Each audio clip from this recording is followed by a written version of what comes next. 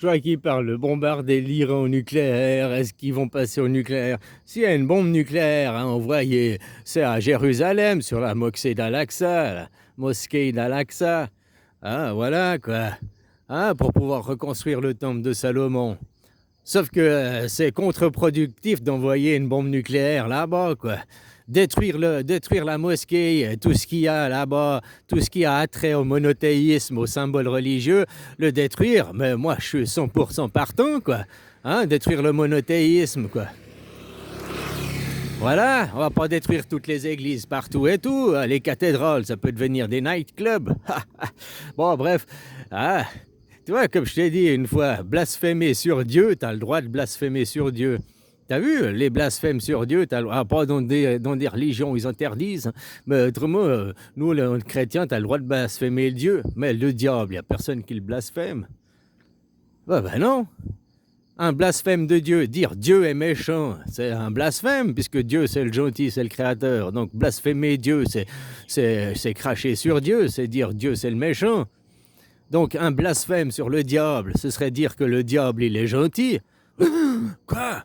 Moi tu dis que je suis gentil, mais je suis le diable, je suis le méchant, je suis le mal incarné, je ne suis pas gentil, je suis pas gentil, moi, je suis un méchant. C'est toi le goïm, moi je suis un méchant. C'est toi. Oui, parce que les goïs, c'est les gentils. Donc, oui, c'est les méchants, c'est le diable, quoi. Et puis, ils disent qu'ils sont la lumière, et puis qu'ils disent qu'ils font la pays pour Dieu. Puis, tu vois, toutes ces incohérences, voilà, quoi, les incohérences cognitives. Eux, ils sont pas cons. Eux, ils savent très bien. C'est des discours qu'ils mettent après pour que les gens, ils se rendent pas compte, quoi. Puis ils sont, ouais, allez, faut tuer des Arabes. Maintenant, les chrétiens, t'en entends certains qui t'auraient donné le bon Dieu sans confession, tu les entends qui, ouais, faut tuer les Arabes, ouais, faut décapiter les Sarrasins, ouais, super, ouais, bombe nucléaire, ouais. C'est pour ça que moi je te dis, là où il y a quelque chose à raser, c'est le temple de Salomon, là, comme ils veulent détruire, ça a déjà été détruit 2 fois ou 3 fois, faut détruire et puis construire après le temple de Salomon. Alors c'est là que les mots deviennent très précis. Un temple, c'est polythéiste. Et puis tout le monde croit qu'Israël, ils incarnent le monothéisme, alors qu'Israël, il y a des chrétiens orthodoxes, il y a les chrétiens, chrétiens, quoi, catholiques. Il y a des judaïstes, c'est les catholiques, quoi. Il y a des judaïstes, et il y a des athées aussi. Ils sont multireligieux en réalité, Israël, quoi. Ils représentent le polythéiste. Donc, et ils disent bien qu'ils veulent reconstruire le temple de Salomon. Donc ils parlent bien d'un temple polythéiste, protestant, quoi. Le catholique, il va à l'église, et puis il y a la hiérarchie. Il reconnaît le pape et il reconnaît la Vierge Marie, le catholique. Et plus que le livre, il croit la hiérarchisation, il croit le curé, il croit le clergé, il croit la télé, quoi. Il croit, plus qu'il vérifie dans le livre, quoi. Mais tu retrouves ça chez les musulmans. Il y en a, ils n'ouvrent jamais le livre parce que tant que tu ignores la loi, donc tant que tu n'as pas été vérifier la loi par toi-même dans le livre, tu es dans l'ignorance, donc tu as le droit à l'erreur. Le jour où tu as lu la loi et puis que tu la connais, tu n'as plus le droit à l'erreur. Donc c'est pour ça que les musulmans, ils n'ouvrent pas le livre et ils ne vont pas dans le livre pour pouvoir continuer à avoir le droit à l'erreur, quoi. Parce que pour être ouais, mais que tu ignores la loi, quoi. On ne peut pas te juger pour quelque chose que tu ignores, quoi. Donc c'est pour ça qu'ils continuent à rester dans l'ignorance de la loi pour pas être jugé, quoi. Ouais, tu sais, la religion, quoi. Mais c'est le monde des cons, quoi. C'est le monde que quand tu le prends au 3e, 2e degré, mais tu te fonds la gueule, quoi. Mais tu te fonds la gueule. C'est un film d'humour, quoi. C'est une comédie, quoi. 2 heures moins quart avant Jésus-Christ. Ouais, c'est exactement ça, quoi. C'est la religion, c'est ça, quoi. Comme je te disais, tu as le droit de blasphémer Dieu tant que tu veux, quoi. Mais tu n'as pas le droit de blasphémer le diable. Dire que le diable est gentil. Est-ce que tu as déjà entendu des discours qui disent que le diable il est gentil, quoi? Même Israël qui a le diable, vu qu'ils sont les élus de la lumière. Ils disent la lumière. Que la lumière, c'est le soleil, donc c'est l'enfer, c'est le feu de l'enfer. Donc tu vois, après, ça peut être très cohérent ce qu'ils disent. Tout dépend comment après la personne veut le comprendre dans son individu, depuis lui-même, depuis sa dimension, quoi. Alors, tu vois, ils veulent reconstruire le temple de Salomon. Ben ça, c'est un temple. Donc détruire la mosquée, qui est une construction humaine, qui représente le monothéisme, peu importe ils reconstruisent une mosquée, une synagogue ou une église, c'est pas polythéiste, c'est pour une religion, voilà. C'est-à-dire qu'en construisant un temple est polythéiste. Et aujourd'hui, un temple, qu'est-ce que c'est? C'est la nature. Donc c'est détruire cette mosquée pour y mettre un parc public, quoi. Voilà, tout simplement, un temple. Le temple de Salomon, c'est détruire cette mosquée pour mettre un temple public, un parc public, un temple polythéiste. Que toutes les religions, tu vois, dans un parc public, tout le monde a le droit d'aller, tout le monde a le droit de, peu importe sa religion, hein, tu mets une petite fontaine avec des petits poissons, hein, c'est joli, un petit parc pour les enfants ils puissent jouer, je sais pas comment c'est grand, hein, si c'est grand, un petit terrain de basket, de sport, machin, pour les ados ils puissent jouer, quelques bancs publics, hein, une petite allée, un parc de bougies, quoi. Ouais, comme pour les Suisses, ils connaissent le signal de bougie, quoi. Bah, tu fais le signal de bougie là-bas, à la place de la mosquée d'Al-Aqsa, quoi. Hein?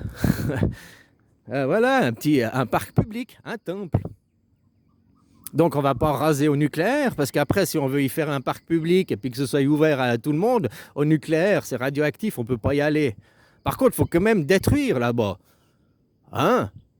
Une destruction aux explosifs, on est en guerre.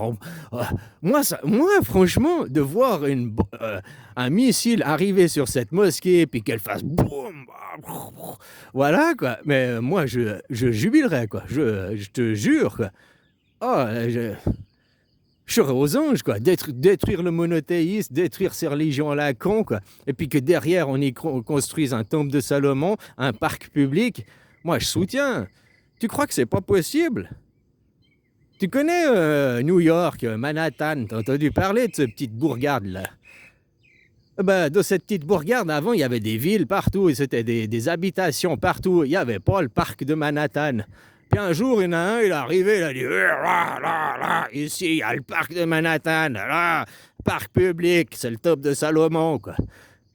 Ouais, il n'a pas dit ça comme ça, mais le résultat, c'est le même. Ben, c'est la même chose qui va se passer à Jérusalem, quoi. Voilà, raser ses temples, raser le monothéiste, parce que le monothéiste, c'est le monothéiste du passé, de hier. Et aujourd'hui, il y a le nuage, mais le soleil, il se relève. Et qui se relève avec qui? Bouddha. Bouddha qui fout le feu, qui est machin, hein, et puis qui n'a pas de livre. Puis après, des livres vont se revenir, machin. Mais les livres d'hier, on n'en a pas besoin, vu qu'aujourd'hui, il y a déjà la renaissance du Bouddha, quoi. Voilà. Ah.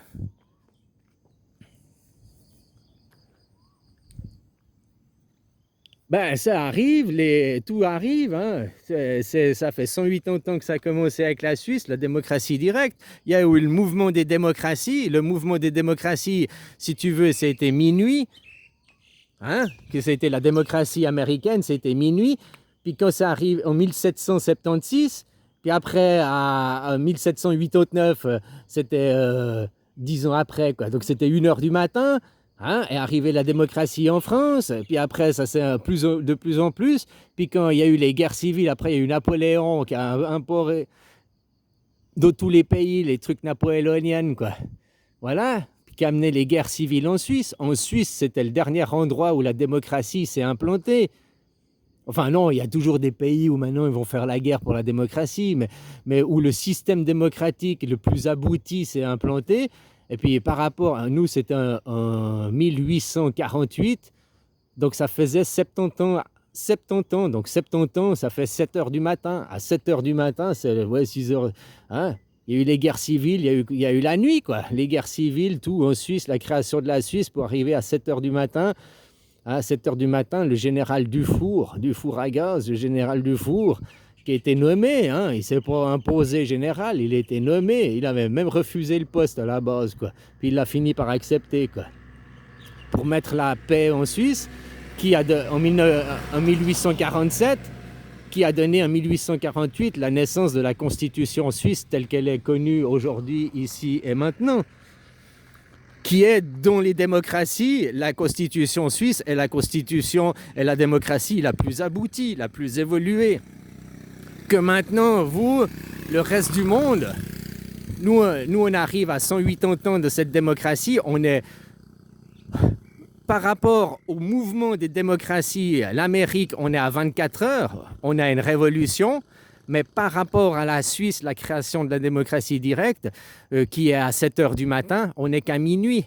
Donc il nous faut encore 70 ans, ben voilà, hein, les 70 prochaines années qui fonderont le Moyen-Orient, même s'ils passent à la démocratie directe et tout, il leur faudra un petit peu de temps. Ça ne fait pas comme ça, puis demain, ah ouais, ils vont aux urnes et tout. Il faut former les générations. Maintenant, les générations ils sont formés à être des cons, à vivre dans le luxe, à avoir des esclaves qui travaillent pour eux.